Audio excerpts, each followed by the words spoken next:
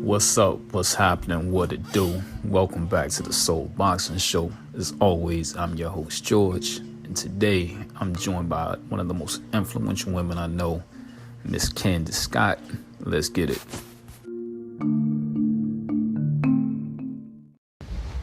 What's going on, fight team? This is George from the Soul Boxin Show. Today, though, I want to talk to you about Anchor. If you haven't heard of it, it's the easiest way to make a podcast. Let me explain. It's free. There are creation tools inside of it that allow you to record and edit your podcast right from your phone or your computer. Not only that, but Anchor will distribute the podcast for you so it can be heard on Spotify, Apple Podcasts, and many more. You can make money from your podcast with no minimum listenership. It's everything that you need to make a podcast in one place. Download the free Anchor app now or go to anchor.fm to get started. There we go. We got you now. Yay. All right. So I'm glad to have you on my podcast. You are definitely one of the most influential women I know with your positive message. Thank you. I appreciate that. As I do it, try honoring influential women this month. I wanted to talk to you because you do so much faith-based posts, and you have your YouTube channel as well. And so what would you say, like, the part that your relationship with God plays in your daily walk in life, in your decision making, and just how you operate in general? Okay. Well, first, let me thank you. I feel very honored that you invited me to be on your show. So thank you very much. You're welcome. So my relationship with God, it influences everything. And I'm not just saying that as like just a cliche statement, just to, put it out there. But I mean that from the bottom of my heart, because from where I'm coming from, like how I was raised, not to say I wasn't, raised properly, but, families are different. And I was always kind of placed where, you go to church, you may read your Bible occasionally. And as long as you said that you believed in God, that was it, Mm-hmm. And so I kind of was guided just by that principle for so long. And it wasn't until I hit my 30s that it's kind of like a shaking started to happen. And I, I I was unhappy in my state of life, and I was feeling like, there's got to be something else. There's got to be more. Like, I can't continue this way. And I got the feeling like something is not right. Like, I shouldn't be living like this. Okay. And so from there, let me make it more personal. For me, I would say God got my attention in the way that things would go wrong and things started falling apart. And, sometimes you have to hit rock bottom so that you can look up and you can look up to God and be like, God, like, what's going on? What have I done wrong? And so the beauty of God is like, he doesn't call you by your sin. He Gotcha. calls you by who he sees you to be. And he calls you by the purpose that he gave you before he created you, even in your mother's womb, So he didn't call me out by saying, you're bad, you're filthy, you do this, you fornicate, you drink, you smoke. He called me as who I am. I'm his daughter. And he started instilling in me his love. And that took me a very long, long time, because it's easy to say God loves me, but you got to feel it. And when you feel it and it starts to permeate through your soul, then everything around you starts to change, and how you view life also starts to change.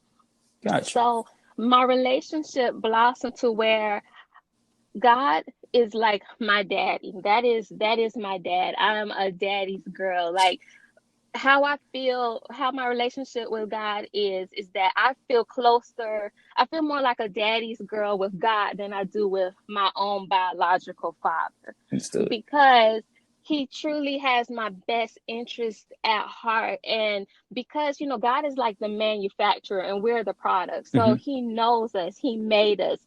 everything that's on our hearts, how our brains operate, he knows, and he knows how to reach us. He knows how to touch our hearts. He knows how to grab our attention. And so it influenced my life because I began to have a purpose. I began to walk with a purpose and talk with a purpose. And it just changed my way of thinking. And the thing that touched me the most is that, I'll compare myself to Rahab the prostitute, in the sense that before I had a relationship with God, a true relationship with God, I gave myself over to, worldly pleasures and things and desires, just things that were sinful in nature. And I made people idols over God and possessions. I placed everything else over God because that's how I was trying to find my happiness Mm-hmm. and my peace, looking out in our social world. Everybody makes everything seem so glamorous, and you're like, I want that too. And then, I can compare myself even to like Bathsheba, Uriah's wife and King David's wife, Yeah. that like in the forms of fornication and just giving myself away, and then having done such deceitful things, but still God had mercy on me. Because with Bathsheba, she was committed adultery with King David, and even though their child died, a king was still born from her womb. Exactly. And so that is how what God has did for me in my life. He didn't call me by my sin, but he let my sin be like stepping stones to get me to where he needs me to be. And I appreciate that more than you'll ever know, because I used to think like, okay, wait, how can God call me with a purpose, yet I've done such sinful things in my life? Because won't people remember what I've done and how I've acted?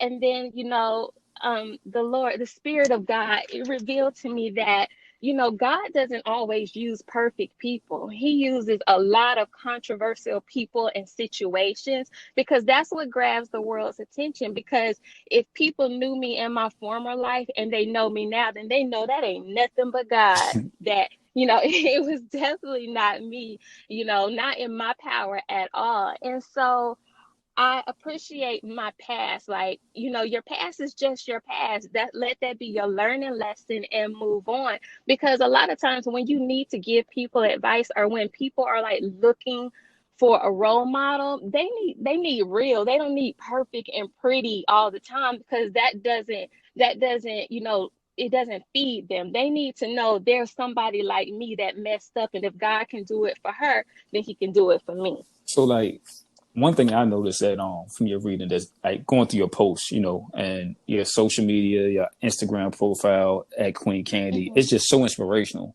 Because when Thank I you. look at your posts and then I listen to go to your YouTube channel and listen to the Hmm. stories you tell, they're all personal, but you are so focused and driven toward where you're at, And so I Thank look at it as a you. confirmation of identity, like who you were as Hmm. compared to who you are. You identify now, not with who you were, not with, like I was this, but you identify with I Right. am this now. So like that Yes. self identity and being able to understand who you are, like you said, God calls you to purpose. Do you feel like that helps you navigate this these uncertain times much better? A lot of people are scared right now. A lot of people are fearful. Yes. So do you feel like that Yes. identity helps you, see your path a lot better?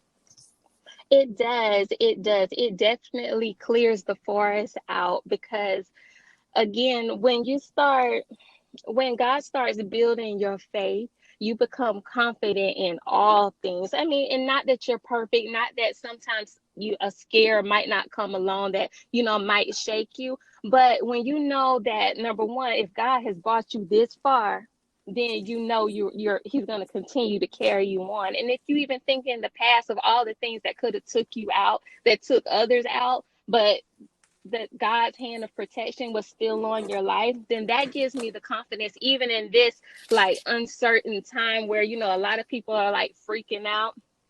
I have the confidence that God is in control, and that coronavirus isn't stronger than God. Nothing is stronger than the Lord. And God, even what is happening right now, God is aware this didn't come as a surprise to God, which means it's all a part of a plan. And if you know that it's part of God's plan, then a plan always has an ending. So therefore, you know that there is going to be an end. And as long as you are in the will of God and you know you are doing your best, walking in the way, and just doing your best, then God will take care of you. And I believe that fully. I think that there's a different level of confidence when you walk in faith and purpose, right? So, Right. you will see people that are confident in things that can be taken away. And then when you have a confidence in things that are eternal, it's not so much that you're carefree, it's that you know where to rest your cares. Right. And so, Exactly. like when you post, even in these uncertain times, I look at your posts and it's like positive. It's like, not the arrogance of God got me, but the faithfulness of God got me. So like, Yeah. how do you keep that energy all the time? Because there's no left or right from that, no stray from that in your posts. There's no stray from that in your YouTube. So like, how do you like keep that level of influence to not only you, because you have to have an influence upon yourself to do it, but also to those who follow you, who interact with your profile. How do you just keep your head on that kind of level like playing field all the time? Well, to be honest, I can't take credit for that. I'll say that is all God, because this is his plan that he wants me to do. So I'm just being obedient and following it, and I know he'll guide me through. But it's this is how I feel about it. I actually feel angry when I see people scared, to the sense that, that like people like, oh, I'm scared I'm gonna lose my job, or I'm gonna lose my car, or this and that. And in my mind, I'm like, God gave me this job. If this job don't last, he'll give me another one. If something should happen to where I can't pay my car note, the Lord will make a way. Has he not made a way through the desert for me before? So that there just gives me the push to know that God has truly got my back. Like, he's going to orchestrate everything. All I need to do is trust and believe. So that just makes me want to be positive, to try to push that out to others, to not be afraid. Because when you have fear in your heart, it actually attracts those things to you, and you don't want to do that. So you need to have positivity, and you need to have light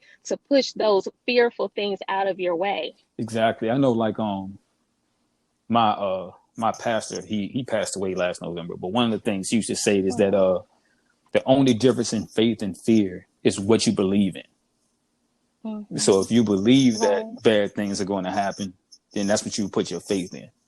And if you Yeah, believe that good exactly. things are going to happen, that all things are going to work in your favor, then that's what you put your faith in. It's a choice of where we walk at.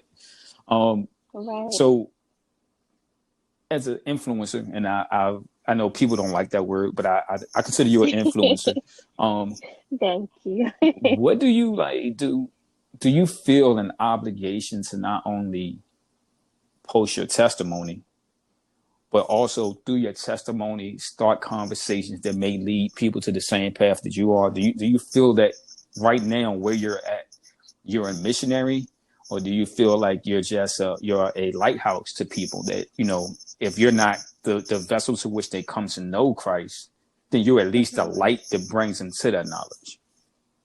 I mean, yes, because all I consider myself is a servant of God. And the reason why I feel obligated to share my testimony and what God has done for me, is because of everything that I have done in the past that, wasn't always right and wasn't always good. And for God to do this for me, like, he could have picked anyone. You know what I mean? He could have went and picked the perfect girl down the street, but he chose me in my filth to pull me out of that filth and to be an example. So I feel like I have an obligation, because God has done so much for me. Like, when God pours oil on you, you don't keep that oil to yourself. You pour it out, you let it out so that it can flow to others, so that they too can be touched. Like, to me, a filled vessel is nothing if it's not pouring out to others. Exactly. So I feel obligated to share what the Lord has done for me. So one of the questions that you had sent me when I asked you to be on the show, you asked me what was going to talk about, and one of the things you brought up was godly relationships. And so in this Yeah. era, in this time that we're in, everything is I guess the best way I can describe it is that there are no closed gates. Like Right. every gate is open, everything is going on. How do Yeah. you maintain one? How do you seek a godly relationship? And two, like once you Mhm. find the person that you're like, okay, this person has met the Mhm. qualifications, right? Because as a man, there should be certain qualifications that he Mhm. meets in order to pursue you. At that point, Mhm. what's next? Because clearly, we shouldn't be dating just to date. We should date for a purpose and on purpose. Right. So Mhm. how do you navigate through that? Because it's crazy out here. It is. It is. But okay, so the way that God has helped me to navigate through it is because first, when God started working on me, I realized I had so much that I needed to work on before I connect myself Gotcha. with someone else. Because, two damaged people, that's gonna be that's chaos right there, complete chaos. And so God started showing me what I needed to work on. So, and I feel like if God is showing me, then he's showing the man that I will be with one day what he should work on too, so that when we come together, it's godly and it's whole, it's good in the Lord's sight. But just as because we live in a society where everyone is dating, everybody's got relationship goals and stuff like that, because my focus is not on a relationship, it's just on completing my assignment and being the best person that I can be. And I know that as long as I'm doing my part, God will do the rest. So a lot of times people will ask me, they're like, are you dating somebody? You have a boyfriend, this and that. And I'm like, no, I'm good. And they kind of look at me funny, like, you lying. And I'm like, no, no, I'm serious. I'm good, because I trust that at God makes everything beautiful in his own time. And so he will bring who he wants when he wants, and it'll be Exactly. well. I was telling a friend of mine a couple of months back. I was like, I've come to the conclusion that whomever you date should be able to be an Mhm. asset towards your godly purpose. If they're Mhm. not an asset towards your purpose, then Right. they kind of like, why? They shouldn't be a hindrance to Yeah. anything that you're trying to do. So Mhm. what advice would you give? Like I said, the world is in a chaotic place. I know here in Virginia where I'm at, we're getting ready to open the Mhm. state back up tomorrow. And so it has been Right. utter chaos here.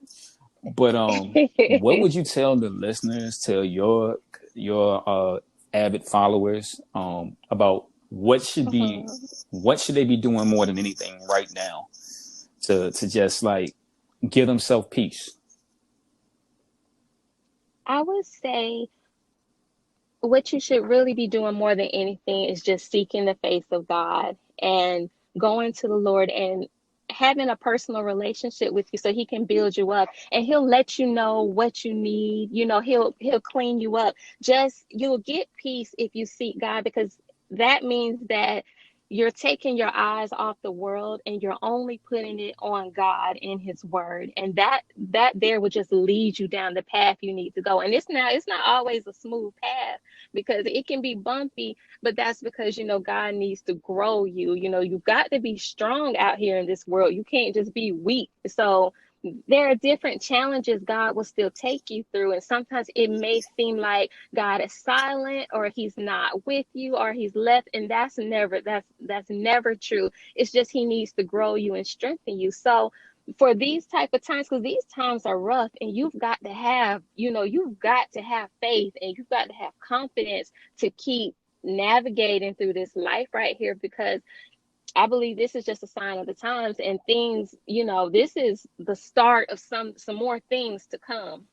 And so as long as you keep your focus on God, he'll bring all that you need, whether it's, a child, a marriage, a job, just peace, serenity, whatever it is that you need. And that's one thing that I love about God is that God is I am.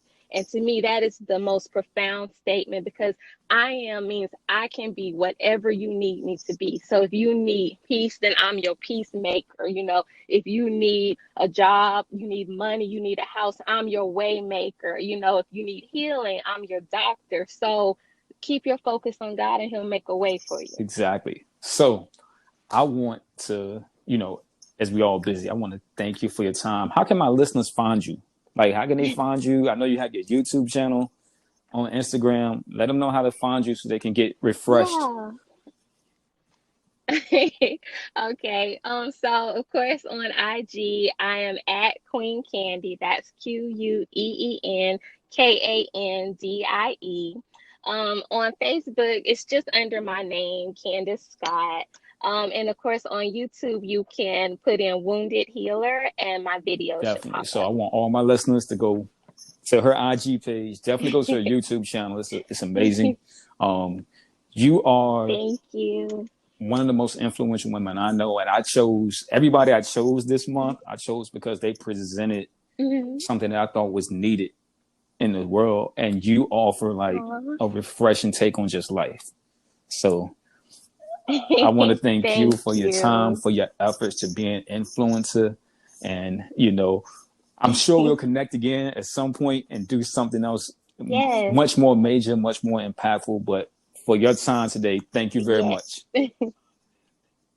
You're welcome, and thank you All again for right, be having safe and me. have a good night.